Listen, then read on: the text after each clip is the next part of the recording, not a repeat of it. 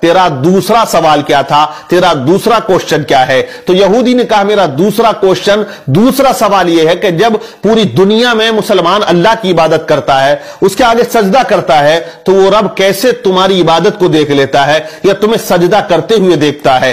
بچے نے کہا ایک برتن میں پانی لے کر آؤ، ایک بڑے سے برتن میں پانی کو بلوایا گیا اور اس یہودی کے سامنے اس برتن کو رکھ دیا۔ بچے نے کہا اے یہودی اس برتن کے اندر جھانک کر دیکھ۔ یہودی نے جھانکا تو بچہ پوچھتا بتا تجھے اس کے اندر کیا نظر آ رہا ہے؟ کہا اس میں تو میرا عکس یعنی میری تصویر نظر آ رہی ہے، میرا چہرہ نظر آ رہا ہے۔ کہا کلیئر آ رہا ہے؟ بولے مجھے بالکل اپنا چہرہ اس پانی کے اندر کلیئر نظر آ رہا ہے۔ تو کہا بچے نے کہ جیسے تو اس پانی کے اندر اپنے چہرے کو دیکھ رہا ہے، ویسے ہی میرا پروردگار تمام مسلمانوں کی عبادتوں کو دیکھ رہا ہے۔ وَنَحْنُ أَقْرَبُ مِنْ حَبْلِ الْوَرِيدِ، وہ اپنے بندے کی شہرک سے بھی زیادہ قریب ہے۔ بچے نے اس کے دوسرے سوال کا جواب دے دیا۔ بچہ کہتا تیرا تیسرا سوال کیا ہے؟ تو یہودی نے کہا میرا تیسرا سوال یہ ہے کہ تمہارے رب کا چہرہ کدھر کو ہے، اس کا رخ کس طرف کو ہے؟ تو بچے نے کہا ایک چراغ کو بلایا جائے۔ چراغ بلایا گیا، اس کو روشن کیا گیا۔ بچے نے کہا بتا یہودی اس چراغ کی روشنی کدھر کو ہے؟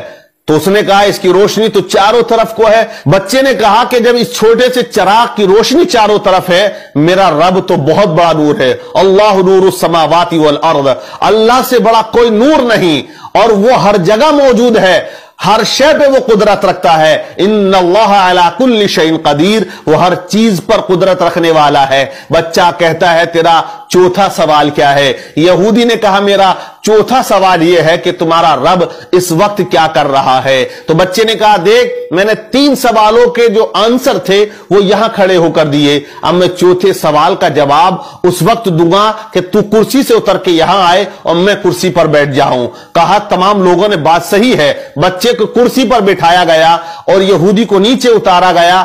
اب یہودی سوال کرتا ہے کہ اے بچہ بتا تمہارا رب اس وقت کیا کر رہا؟ تو بچے نے کہا کہ میرا رب اس وقت یہ کر رہا ہے کہ ایک بچے سے ایک یہودی کو ذلیل کر رہا ہے اور اسے کرسی سے اتار کر نیچے کھڑا کر رہا ہے اور مجھے وہ کرسی پر بٹھا رہا ہے۔ جب اس طرح بچے نے تمام سوالات کے جوابات دیے تو مجمع میں نعرہ تکبیر بلند ہو جاتا ہے۔ اور یہ بچہ کوئی عام بچہ نہیں تھا، بلکہ آگے چل کے یہی بچہ امام اعظم ابو حنیفہ رضی اللہ تعالی عنہ کے نام سے جانا اور پہچانا جاتا ہے، جو آج مسلمانوں کے امام ہیں، جن کی تقلید ایک بہت بڑا طبقہ کیا کرتا ہے، جن کا نام نعمان بن ثابت رضی اللہ تعالی عنہ ہے۔ اسی طرح اللہ والے اسلام کی کشتی کو پار لگاتے ہیں اور جہاں تمام لوگ خاموش ہو جاتے ہیں، وہاں اللہ کا ولی آ کے حق پرچم کو بلند کر دیا کرتا ہے۔